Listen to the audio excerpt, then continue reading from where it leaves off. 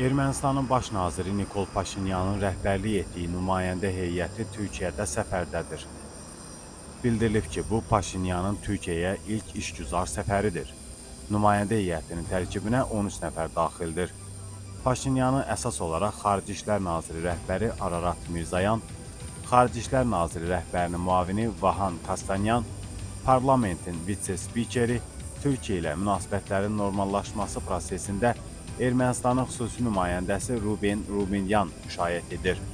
Məlumata əsasən bugün İstanbulda Ermənistanın baş naziri ilə Türkiyə prezidenti Rəcəb Tayyip Erdoğan arasında görüş planlaşdırılır. Qeyd edək ki, o, sonuncu dəfə 2023-cü ilin iyununda Türkiyədə səfərdə olub.